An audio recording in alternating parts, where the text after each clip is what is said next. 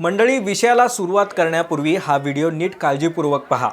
हे सर्वजण सुप्रीम कोर्टातील वकील आहेत, जे कोर्ट काल आमच्याकडे आंदोलनात झालेल्या लाठीचार्जचे व्हिडिओ पाहण्यात काही रस नाही किंवा आमच्याकडे वेळ नाही असं म्हणत होतं। आमचा वेळ वाया घालवू नका असं देखील कोर्टानं म्हटलं होतं। त्याच सुप्रीम कोर्टातील वकिलांनी आता जंतर मंतर मैदानावर सुरू असलेल्या आंदोलनाला आपलं समर्थन देत पाठिंबा दर्शवत पोलिसांनी केलेल्या अमानुष विद्यार्थ्यांवरील लाठीचार्जचा निषेध नोंदवत संविधानाचं वाचन केलंय। दिल्लीच्या जंतर मंतर मैदानावरती सध्या नीट पेपर फुटीवरून धर्मेंद्र प्रधान यांच्या राजीनाम्यासाठी आंदोलन केलं जातंय। यासाठी कॉकरोच जनता पार्टीनं 20 जुलैला संसदेवरती जाण्यासाठी मोर्चा देखील काढला। त्यावेळी जे काही झालं त्याचे व्हिडिओ सोशल मीडियावरती व्हायरल झाले, ते तुम्ही पाहिलेच असतील।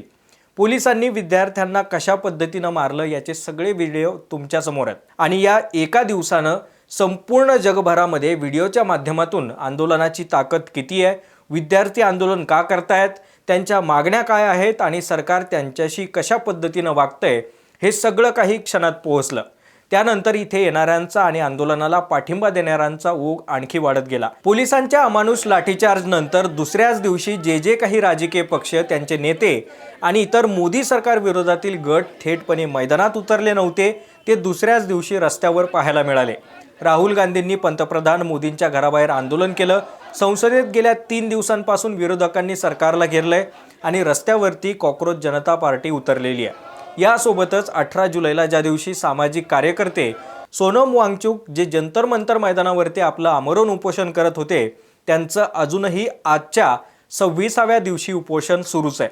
यातील सांगण्याचा मुद्दा असा आहे की मोदी सरकार सध्या चांगलंच अडचणीत आलंय, मात्र अजूनही धर्मेंद्र प्रधान यांचा राजीनामा घ्यायला सरकार तयार नाही आहे। या उलट त्यांनी आता मवाळ भूमिका घेतली असून जे सरकार जवळपास महिनाभर या आंदोलकांशी आणि त्यांच्या प्रतिनिधींशी चर्चा टाळत होतं, ती आता नरमाईच्या भूमिकेत आलंय।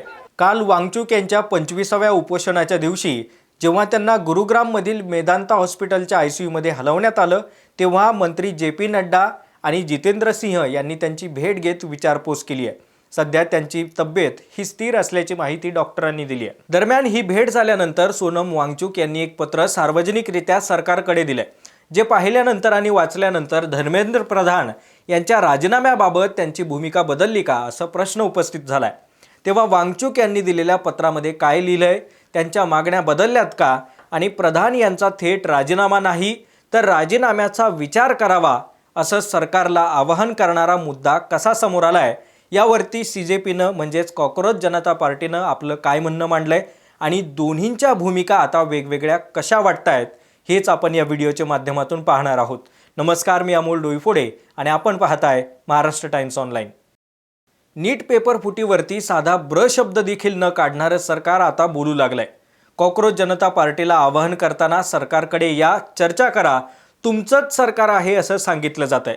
मात्र कॉकरोच जनता पार्टीची भूमिका ठाम आहे, धर्मेंद्र प्रधान यांचा थेटपणे राजीनामा घेणं।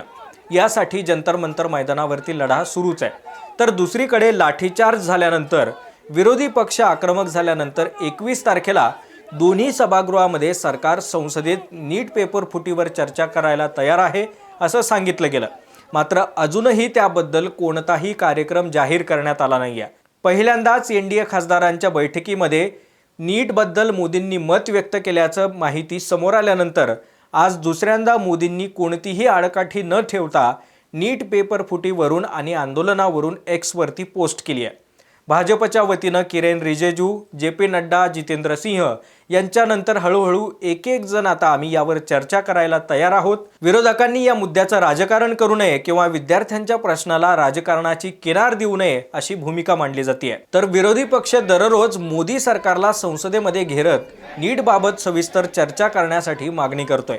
आजही तिसऱ्या दिवशी संसदेचं कामकाज आंदोलनात झालेल्या लाठीचार्ज आणि धर्मेंद्र प्रधान यांचा राजीनामा यावरून चालू दिलं नाही, तर कॉकरोच जनता पार्टीचं आंदोलन हे सुरूच आहे।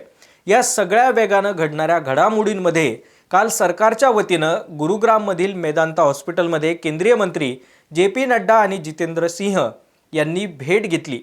जी भेट सोनम वांगचुक यांना सफदरजंग रुग्णालयामधून मेदांता हॉस्पिटलमध्ये हलवल्यानंतर घेण्यात आली आहे। त्यानंतर सोनम वांगचुक यांचं एक पत्र समोर आलं आणि या पत्रानं सर्वत्र अशा चर्चा सुरू झाल्यात की वांगचुक यांची मूळ धर्मेंद्र प्रधान यांचा राजीनामा देण्याची मागणी बदलली आहे का। एक्सवरून पोस्ट करताना सोनम वांगचुक यांनी आपलं उपोषण सोडवण्याबाबत सरकारला आवाहन करताना काय म्हणालेत ते पहा। सरकारकडून स्पष्ट आश्वासन मिळताच मी देखील शांततापूर्ण निषेध करणाऱ्या विद्यार्थ्यांना आवाहन करेन की सध्या आंदोलन थांबवावं आणि सरकारशी संवाद साधावा। यानंतर त्यांचं इंग्रजी भाषेतील एक पत्र आहे ज्याचा तुम्हाला मी अनुवाद खाली सांगतोय, ते पत्र तुम्ही बाजूलाही पाहू शकता। काल 22 जुलै 2026चं हे पत्र आहे। त्यांनी लिहिलंय की प्रति केंद्रीय मंत्री JP नड्डा आणि डॉक्टर जितेंद्र सिंह काल रात्री हॉस्पिटलमध्ये मला भेटण्यासाठी आणि माझं उपोषण सोडवण्यासाठी केलेल्या आपल्या विनंतीबद्दल धन्यवाद। आपल्या भेटीतील चर्चेत आपण मला आश्वासन दिलं होतं की सरकार खालील मुद्द्यांवरती सकारात्मक विचार करेल। यातला पहिला मुद्दा आहे की पेपर फुटीनंतर ज्या मुलांचे नाहक जीव गेलेत त्या विद्यार्थ्यांच्या कुटुंबियांना योग्य नुकसान भरपाई देण्यात यावी। तर दुसरा मुद्दा आहे की संसदेमध्ये या प्रश्नावरती सविस्तर चर्चा करावी आणि जबाबदारी निश्चित करावी, ज्यात शिक्षण मंत्री यांच्या राजीनाम्याचा विचार देखील समाविष्ट आहे। आता तुम्ही लक्षात घ्या की यात थेटपणे धर्मेंद्र प्रधान यांचा राजीनामा घ्यावा किंवा त्यांनी राजीनामा द्यावा असं कुठेही म्हटलेलं नाहीये। तुम्हाला समोर दिसत असेल किंवा तुम्ही हे पत्रही बाजूला वाचू शकता। Consideration of resignation of the honourable education minister या वाक्याचा अर्थ होतो की शिक्षण मंत्र्यांच्या राजीनाम्याचा विचार करण्यात यावा। जर विचार केला जावा किंवा करण्यात यावा असं जर वांगचुक यांचं मत असेल तर मग मात्र याचा अर्थ वेगळा होतो। कारण विचार करायचा असेल तर त्यासाठीची एक प्रक्रिया ज्यात सरकार सांगेल की आम्ही आता समिती गठीत करतोय, चौकशी करू, मग पुन्हा एखादा मोठा अहवाल येईल आणि तो अहवाल आल्यानंतर पुढे काय काय होतं हे तुम्हाला सगळ्यांना माहिती आहे। त्यामुळेच वांगचुक यांनी जर अशी मागणी केली असेल तर सरकार निश्चितपणे त्यांची पहिली मागणी आणि संसदेतील सविस्तर चर्चा करणं आणि जबाबदारी निश्चित करणं यावरती चर्चा करेल। याच संदर्भात त्यांनी माहिती देताना आपल्या एक्सवरून त्यांनी एक व्हिडिओ देखील पोस्ट केलाय। मात्र या पोस्टमध्ये सरकारला आवाहन करत उपोषण थांबवू असं म्हटलं असलं तरी मात्र एकदाही धर्मेंद्र प्रधान यांनी राजीनामा द्यावा असं म्हटलेलं नाहीये। दुसरीकडे ही भेट झाल्यानंतरच कॉकरोच जनता पार्टीच्या अभिजित दिपकेंनी एक प्रतिक्रिया समोर दिली आहे, ज्यात ते म्हणतायत की सोनम वांगचुक एवढ्या दिवसांचं आंदोलन करतायत, एवढ्या दिवसांचं त्यांचं उपोषण सुरू आहे आणि विद्यार्थ्यांवरती झालेला लाठीचार्ज व्यर्थ जायला नको, म्हणून जोपर्यंत शिक्षण मंत्री धर्मेंद्र प्रधान यांचा राजीनामा होत नाही तोपर्यंत हे आंदोलन सुरूच राहणार असा इशारा दिलाय। त्यामुळे वांगचुक आणि कॉकरोच जनता पार्टी यांच्यामध्ये दोन वेगवेगळी मतं तयार झाली आहेत का असा प्रश्न सर्वांना पडायला लागलाय। आज मोदींनीही दुसऱ्यांदा देशातील युवकांचं हित आणि त्यांचं उज्ज्वल भविष्य ही आमची सर्वोच्च प्राथमिकता आहे असं म्हणत एक्सवरती आपलं मत व्यक्त केलं आणि पेपर लीकच्या सर्व प्रकरणांमध्ये दोषींना लवकरात लवकर कठोर शिक्षा देण्यासाठी फास्ट ट्रॅक कोर्ट स्थापन करण्यात येईल असं सांगितलंय। यासोबतच संबंधित विभागांना आवश्यक कारवाई तातडीनं करण्याचे निर्देश देखील देण्यात आल्याचं मोदींनी स्पष्ट केलं।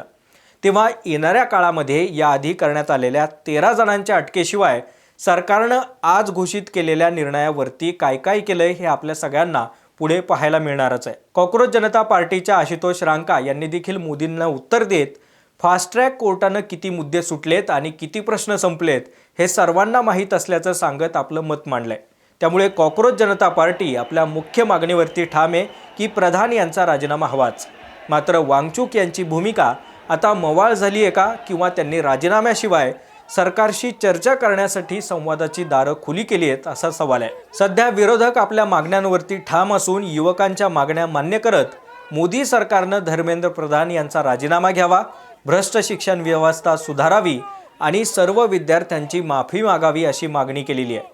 त्यामुळेच या सगळ्या गोष्टींचा जर आपण सारासार काढला तर एकीकडे कॉकरोच जनता पार्टीची अग्रेसिव्ह भूमिका आहे, कॉकरोच जनता पार्टी अत्यंत आग्रही आहे त्यांच्या राजीनाम्यासाठी।